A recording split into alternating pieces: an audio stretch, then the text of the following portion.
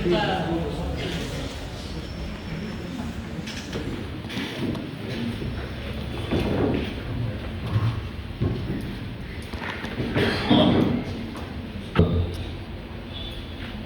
HM. ರೇವಣ್ಣನವರೇ, ಖ್ಯಾತ ಸಾಹಿತಿಗಳು, ನಾಡೋಜ ಹೋಗುವಾದಂಥ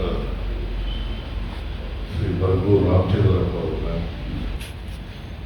ಇಲ್ಲಿ ಭಾಗವಹಿಸಿರ್ತಕ್ಕಂಥ ಆತ್ಮೀಯ ಬಂಧುಗಳೇ, ತಾಯಂದಿರೇ,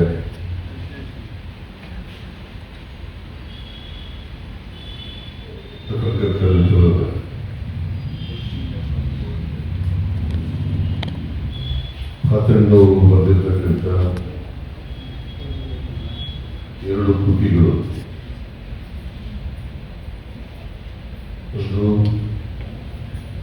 ಕ್ರಾಂತಿವೀರ ಸಂಗೊಳ್ಳಿ ರಾಯಣ್ಣ, ಇನ್ನೊಂದು ರಾಣಿ ಅಹಲ್ಯಬಾಯಿ ಹೋಳ್ಕರ್. ಎರಡು ಕೃತಿಗಳನ್ನ ಇವತ್ತು ಅತ್ಯಂತ ಸಂತೋಷದಿಂದ ಬಿಡುಗಡೆ ಮಾಡಿದ್ದೇನೆ.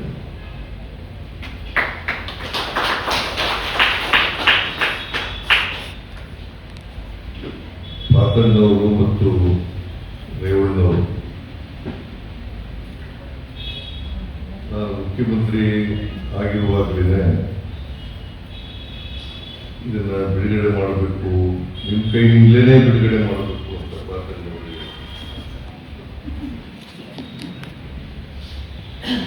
ರೇವಣ್ಣ ಅದನ್ನು ಬೆಂಬಲಿಸಿದರು. ನನಗೆ ಆಗ ಸಮಯದ ಅಭಾವದಿಂದ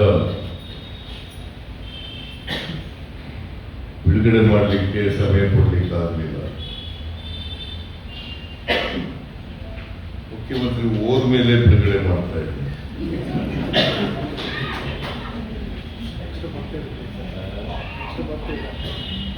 ಎಲೆಕ್ಷನ್ಗೆ ನಿಲ್ಲಲ್ಲ, 2028ಕ್ಕೆ ಮತ್ತೆ ಚುನಾವಣೆ ಇಲ್ಲಲ್ಲ. ಅನೇಕ ಸಾರಿ ಸ್ಪಷ್ಟಪಡಿಸಿದ್ದೇನೆ, ಇಲ್ಲೂ ಕೂಡ ಸ್ಪಷ್ಟಪಡಿಸ್ತೇನೆ.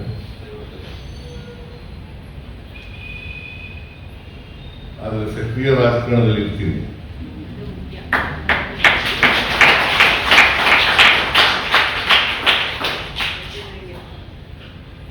ಹಾಗಾಗಿ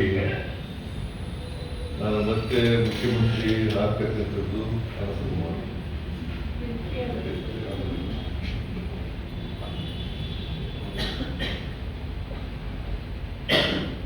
ಹಾಗಾಗಿ ಮಾಜಿ ಮುಖ್ಯಮಂತ್ರಿ ಆದಮೇಲೆ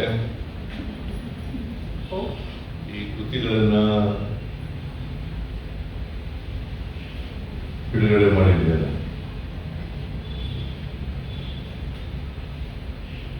ಈಗಾಗಲೇ ಈ ಕೃತಿಗಳ ಬಗ್ಗೆ ಮಾತಾಡಿದರು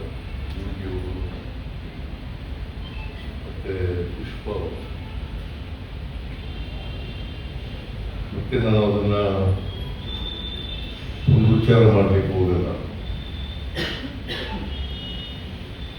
ನಾನು ಪೂರ್ಣ ಪುಸ್ತಕಗಳನ್ನು ಓದಲಿಕ್ಕೆ ಆಗುವುದಿಲ್ಲ, ಸ್ವಲ್ಪ ಓದಿದ್ದೇನೆ. ಮತ್ತೆ ಮೊದಲೇ ಅಹಲ್ಯಬಾಯಿ ಹೋಳ್ಕರ್ ಅವರು ಬಗ್ಗೆ ಗೊತ್ತಿತ್ತು, ಸಂಗೊಳ್ಳಿ ರಾಯಣ್ಣ ಬಗ್ಗೆ ಗೊತ್ತಿತ್ತು. ಹಾಗಾಗಿ ಈ ಪುಸ್ತಕನ ಮತ್ತೆ ಪೂರ್ಣ ಓದಲಿಕ್ಕೆ ಆಗಿಲ್ಲ. ಈಗ ಈ ಕೃತಿಗಳನ್ನು ನಾನೇ ಬಿಡುಗಡೆ ಮಾಡಿರೋದ್ರಿಂದ ಎರಡೂ ಕೃತಿಗಳನ್ನ ಓದ್ತೇನೆ.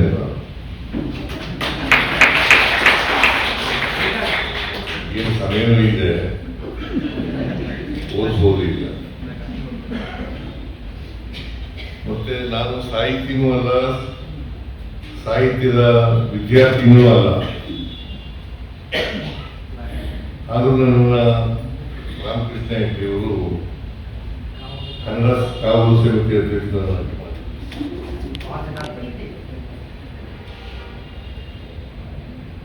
ಕನ್ನಡ ಕಾವಲು ಸಮಿತಿ ಅಧ್ಯಕ್ಷನಾದ ಮೇಲೆ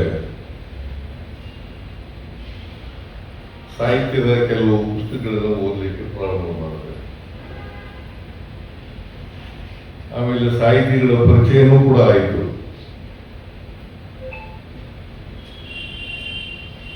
ಹಾಗಾಗಿ ನಾನು ಸಾಹಿತಿಗಳ ಒಡನಾಟ ಹೆಚ್ಚಾದರಿಂದ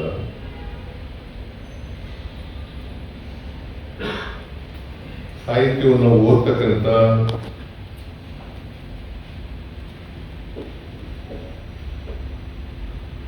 ಕೆಲಸವನ್ನ ಮಾಡ್ತಾ ಬಂದಿದ್ದೇನೆ.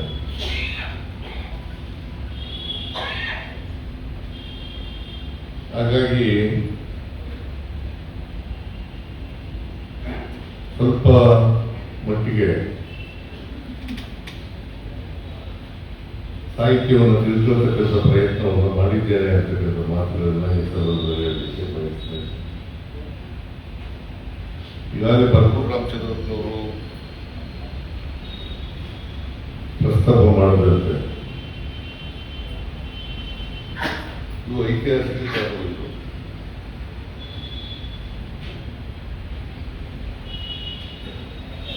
ಐತಿಹಾಸಿಕ ಕಾದಂಬರಿಗಳನ್ನು ಬರೀಬೇಕಾದ್ರೆ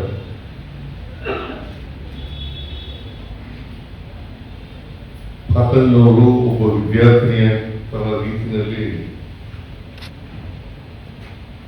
ಅನೇಕ ಗ್ರಂಥಗಳನ್ನ ಅಭ್ಯಾಸ ಮಾಡಿ ಸಾಧ್ಯವಾದ ಮಟ್ಟಿಗೆ ಸತ್ಯವನ್ನು ಹೇಳತಕ್ಕಂಥ ಪ್ರಯತ್ನವನ್ನು ಮಾಡಿದ್ದಾರೆ. ಐತಿಹಾಸಿಕ ಕಾದಂಬರಿಗಳನ್ನು ಬರೆಯುವಾಗ ಸತ್ಯವನ್ನು ಬರೀಬೇಕಾಗ್ತದೆ. ಯಾಕಂದ್ರೆ ಓದಿನ ಮುಂದೆ ಇರುವಾಗ, ಸಮಾಜದ ಮುಂದೆ ಇರುವಾಗ ಸತ್ಯವನ್ನು ಹೇಳ್ತಕ್ಕಂಥ ಪ್ರಯತ್ನವನ್ನು ಮಾಡಬೇಕು.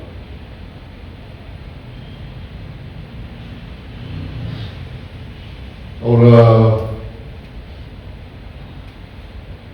ಸಾಹಿತ್ಯವನ್ನು ತೋರಿಸಲಿಕ್ಕೋಸ್ಕರವಾಗಿ ಅಸತ್ಯವನ್ನು ನಾವು ಯಾವತ್ತೂ ಕೂಡ ಬರೀಬಾರದು.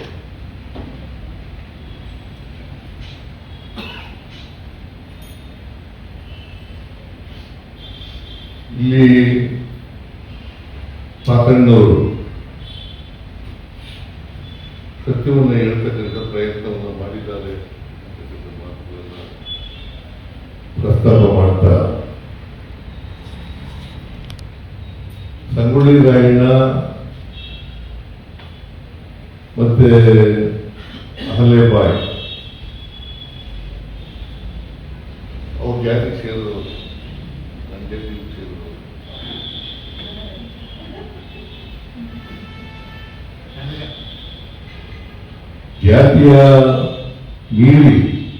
ಜಾತಿ ಮೀರಿ ಅದು ಗಂಟುಗಳೇನೆ ಸತ್ಯವನ್ನು ಹೇಳ್ತಕ್ಕಂಥ ಪ್ರಯತ್ನವನ್ನು ಮಾಡಿದ್ದಾರೆ. ಅದನ್ನ ಭರಪೂರ್ ರಾಮಚಂದ್ರಪ್ಪನವರು ಹೇಳಿದ್ದಾರೆ. ಪಾತಣ್ಣವರು ಇಲ್ಲೂ ಕೂಡ ಆ ಲೋಪವನ್ನು ಮಾಡ್ತಕ್ಕಂಥ ಪ್ರಯತ್ನ ಮಾಡಿಲ್ಲ. ಸಂಗೊಳ್ಳಿ ರಾಯಣ್ಣ ಕಿತ್ತೂರು ರಾಣಿ ಚೆನ್ನಮ್ಮನವರ ಆಸ್ಥಾನದಲ್ಲಿದ್ದರು. ಸಂಗೊಳ್ಳಿ ಅವರ ಊರು, ನಾನು ಅವ್ರ ಊರಿಗೂ ಹೋಗಿದ್ದೀನಿ. ಬೈಲಹೊಂಗಲ ತಾಲೂಕಲ್ಲಿ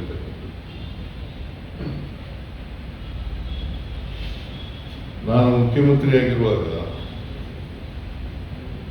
ಸಂಗೊಳ್ಳಿ ರಾಯಣ್ಣನ ಹೆಸರಿನಲ್ಲಿ ಒಂದು ಸೈನಿಕ ಶಾಲೆಯನ್ನ ಮಾಡ್ತಕ್ಕಂಥ ಕೆಲಸವನ್ನು ಅದಕ್ಕೆ ಪೊಲೀಸ್ ಅಧಿಕಾರಿಯಾಗಿದ್ದಂಥ ಕೆಂಪಯ್ಯನವರು ಮತ್ತು HM ದೇವರು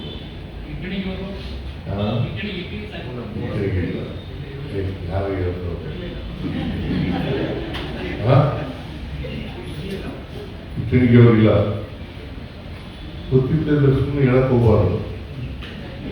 ಕೆಂಪಯ್ಯನವರು ಪೊಲೀಸ್ ಅಧಿಕಾರಿಯಾಗಿದ್ದವರು ಮತ್ತೆ ಹೆಚ್ಚು ಇವರ ಒತ್ತಾಯದ ಮೇರೆಗೆ ನಾನು 2013 ಮುಖ್ಯಮಂತ್ರಿಯಾಗಿರುವಾಗ ಒಂದು ಸೈನಿಕ ಶಾಲೆಯನ್ನ ಮಾಡಿದೆ. ಸರಿಯಾಗಿ ಅವರಿಗೆ ನ್ಯಾಯಾಲಯದಲ್ಲಿ ವಿಚಾರಣೆ ಮಾಡಿದಾಗ ಆಂಡರ್ಸನ್ ಅಂತ ಅವರು ಇವನಿಗೆ ಪ್ರಶ್ನೆ ಮಾಡ್ತಾರೆ, ಏನಪ್ಪ ನೀನು ಸತ್ಯ ಹೇಳೋಬಿಡು, ಒಪ್ಕೋಬಿಡು, ನಿನಗೆ ಬಿಡುಗಡೆ ಮಾಡ್ಬಿಡ್ತೀವಿ ಅಂತ ಹೇಳ್ತಾರೆ. ಆಗ ಸಂಗೊಳ್ಳಿ ರಾಯಣ್ಣ ಹೇಳ್ತಾರೆ, ನಾನು ಯಾವ ಕಾರಣಕ್ಕೂ ಕೂಡ ಬ್ರಿಟಿಷ್ನವರನ್ನ ಕಿತ್ತೂರಿನಿಂದ ಹೊರಗಡೆ ಕಳಿಸುವವರೆಗೂ ಕೂಡ ಹೋರಾಟ ಮಾಡ್ತೇನೆ ಅಂತಕ್ಕಂಥ ಮಾತು.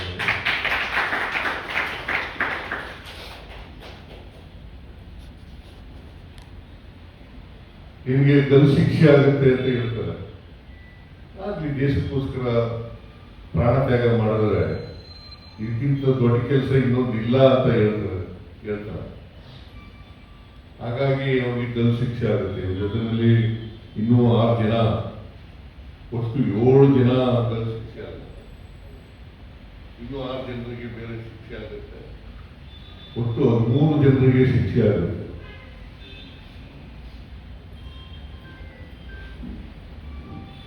ಸಂಗೊಳ್ಳಿ ರಾಯಣ್ಣ ಒಬ್ಬ ಸಾಮಾನ್ಯ ಸೈನಿಕನಾಗಿ ಕಿತ್ತೂರು ಸಂಸ್ಥಾನದಲ್ಲಿ ಸೇರ್ಕೊಂಡು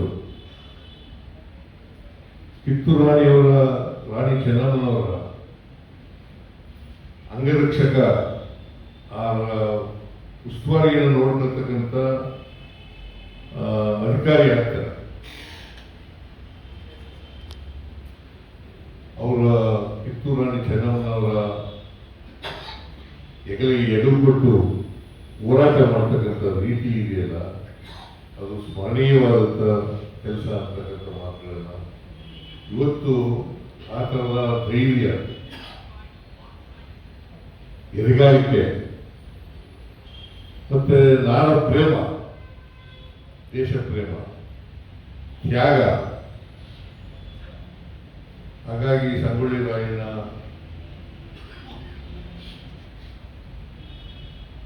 ಅದಕ್ಕೆ ಸಂಗೊಳ್ಳಿ ರಾಯಣ್ಣ ಪುಸ್ತಕ ಓದೋದ್ರಿಂದ ಅದರಿಂದ ಸ್ಫೂರ್ತಿಯನ್ನು ಪಡ್ಕೊಳ್ಳಲಿಕ್ಕೆ ಸಾಧ್ಯ ಆಗ್ತದೆ. ಅದಕ್ಕೋಸ್ಕರ ಇತಿಹಾಸವನ್ನು ತಿಳ್ಕೋಬೇಕು ನಾವು.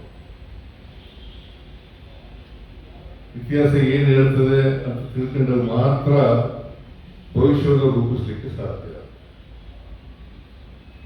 ಇತಿಹಾಸವನ್ನು ತಿಳ್ಕೊಳ್ಳಲೇಬೇಕಾಗ್ತದೆ.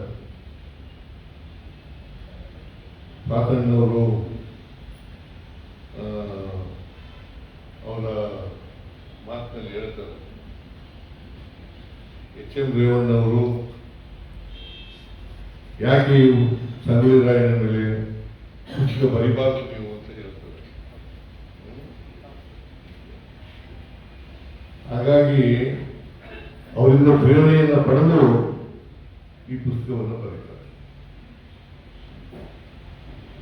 ಅವ್ರು ಹೇಳಿದ್ರು, ಯೋಗಿ ರಾಣಿ ಅಹಲ್ಯಬಾಯಿ ಹೋಳ್ಕರ್ ಅವರು ದಿಗ್ವಿಜಯ ಅಂತಕ್ಕಂಥ ಒಂದು ನಾಟಕ ಬರೆದಿದ್ದಾರೆ. ದಿಗ್ವಿಜಯ ನಾಟಕ ಬರೆದಿರ್ತಾರೆ. ದಿಗ್ವಿಜಯ ನಾಟಕದಲ್ಲಿ ಆ ಪುಸ್ತಕ ಬಿಡುಗಡೆ ಮಾಡ್ತಕ್ಕಂಥ ಸಂದರ್ಭದಲ್ಲಿ ಹೇಳೋದಕ್ಕೆ ಯೋಗಿಯವರು ಅದರಿಂದ ಪ್ರೇರಣೆಯಾಗಿ ಈ 2 ಪುಸ್ತಕಗಳನ್ನು ಬರೀತಾರೆ. ಒಂದು ಪ್ರಾರ್ಥಿವೀರ ಸಂಗೊಳ್ಳಿ ರಾಯಣ್ಣ, ಇನ್ನೊಂದು ರಾಣಿ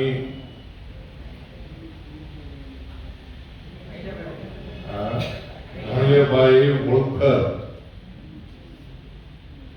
ಅವರು ರಾಣಿಯಾಗಿದ್ದ ಸಂದರ್ಭದಲ್ಲಿ ಅನೇಕ ಜನಪರ ಕಾರ್ಯಕ್ರಮಗಳನ್ನು ಮಾಡ್ತಾರೆ. ಅವನ್ನೆಲ್ಲ ಉಲ್ಲೇಖ ಮಾಡಿದ್ದಾರೆ.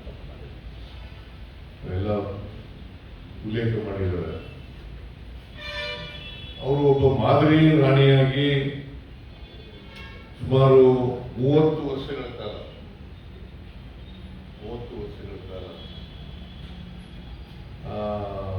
ರಾಜ್ಯವನ್ನ ಆಳ್ತಕ್ಕಂಥ ಕೆಲಸವನ್ನು ಮಾಡ್ತಾರೆ. ಅವರು ಕೂಡ ಬರಗು ರಾಮಚಂದ್ರಪ್ಪನವ್ರು ಹೇಳೋದಾಗೆ ಅವ್ರ ಅತ್ತೆ ಮಾವಂದಿರು ಇದ್ದಾರಲ್ಲ, ಇವರು ಸಹಗಮನ ಮಟ್ಟದಲ್ಲಿ ಆಗ ಅತ್ತೆ ಮಾವಂದಿರು ಇವ್ರು ಕಾಲಿ ಇಟ್ಟಿದ್ದಾರೆ. ಅಹಲ್ಯಬಾಯಿಯವರು, ನೀನು ಸಹಗಮನ ಮಾಡ್ಕೊಬೇಡಮ್ಮ, ನೀನು ಈ ರಾಜ್ಯದ ರಾಣಿಯಾಗಿರ್ಬೇಕು ಅಂತ ಸುಮಾರು 27 ಜನ ಸತ್ತೋಗ್ಬಿಡ್ತಾರೆ. 27 ಜನ ಅವ್ರ ಮಾವನ ಕಾಲದಿಂದ ಇದ್ರು ಇಲ್ಲಿವರೆಗೂ ಎಲ್ಲ ಸತ್ತೋಗ್ಬಿಡ್ತಾರೆ. ಆದರೂ ಇವರು ಅವ್ರನ್ನೆಲ್ಲ ಲೆಕ್ಕಿಸ್ದೇನೆ ರಾಣಿಯಾಗಿ ಒಳ್ಳೆ ಕೆಲಸ ಮಾಡ್ತಾರೆ. ಒಳ್ಳೆ ಶಿವಭಕ್ತಿಯವರು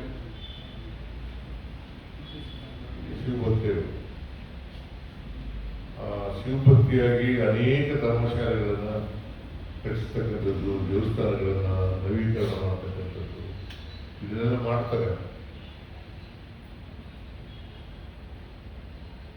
ಅವರು ಒಳ್ಳೆ ಆಡಳಿತಗಾರರಾಗಿ ಸುಮಾರು 30 ವರ್ಷಗಳ ಕಾಲ 67ರಿಂದ 95ವರೆಗೆ 1797ನೇ ಇಸ್ವಿಯಿಂದ 1795ರವರೆಗೆ ಸುಮಾರು 28 ವರ್ಷಗಳ ಕಾಲ ಈ ಪುಸ್ತಕದಲ್ಲಿ ನಮೂದು ಮಾಡಿದ್ದೀವಿ. 28 ವರ್ಷಗಳ ಕಾಲ ರಾಜ್ಯಭಾರ ಮಾಡ್ತಾರೆ. ಅವ್ರ ಕಾಲದಲ್ಲಿ ಈ ಬರಗು ರಾಮಚಂದ್ರಪ್ಪ ಹೇಳೋದ್ರಲ್ಲ, ಅನೇಕ ಕಾಯ್ದೆಗಳೆಲ್ಲ ತಗೊಂಡ್ತಾರೆ.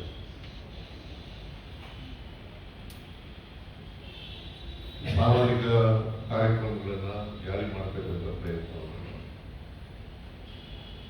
ಇವರಿಬ್ಬರನ್ನ ಇವತ್ತು ಇಡೀ ಸಮಾಜಕ್ಕೆ ಪರಿಚಯಿಸ್ತಕ್ಕಂಥ ಕೆಲಸವನ್ನು ಮಾಡಿದ ಅನೇಕ ಪುಸ್ತಕಗಳು ಬಂದಿದ್ದಾವೆ. ಈಗಾಗಲೇ ಅಹಲ್ಯಬಾಯಿ ಬಗ್ಗೆ ಬಂದಿದ್ದಾವೆ, ಸಂಗೊಳ್ಳಿ ರಾಯಣ್ಣ ಬಗ್ಗೆ ಬಂದಿದ್ದಾವೆ.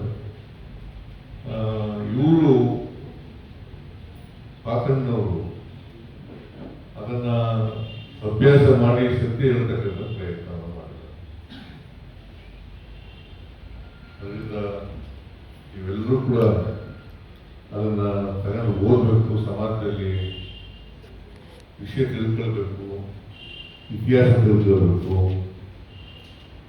ಈ ದೇಶದಲ್ಲಿ ನಮಗೋಸ್ಕರ, ಈ ಸಮಾಜಕ್ಕೋಸ್ಕರ ಬ್ರಿಟಿಷ್ನವ್ರನ್ನ ಓಡಿಸೋಕೋಸ್ಕರ ಸಂಗೊಳ್ಳಿ ರಾಯಣ್ಣ ಹೇಗೆ ಕೆಲಸ ಮಾಡಲ್ಲ, ಇವರು ಆಡಳಿತಗಾರರಾಗಿ ಪ್ರಯತ್ನ ಮಾಡೋದು, ಆಡಳಿತ ಮಾಡೋದು, ಇವನ್ನೆಲ್ಲ ನಾವು ತಿಳ್ಕೋಬೇಕಾಗ್ತದೆ. ಅದಕ್ಕೋಸ್ಕರ ನಮ್ಮ ಜೀವನದಲ್ಲೂ ಕೂಡ ಇದನ್ನು ಅಳವಡಿಸ್ಕೊಳ್ತಕ್ಕಂಥ ಪ್ರಯತ್ನವನ್ನು ಮಾಡಬೇಕು ಅಂತಕ್ಕಂಥ ಮಾತುಗಳನ್ನ ಹೇಳ್ತಾ ಬಹುಶಃ ಪಾಕಣ್ಣವರಿಗೆ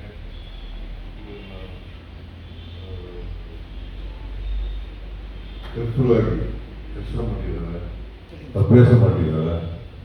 ಅವ್ರಿಗೆ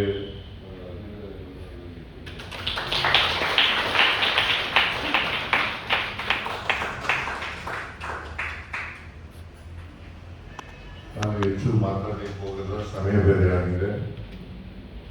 ಮತ್ತೆ ಇದು ರಾಜಕೀಯ ವೇದಿಕೆ ಅಲ್ಲ.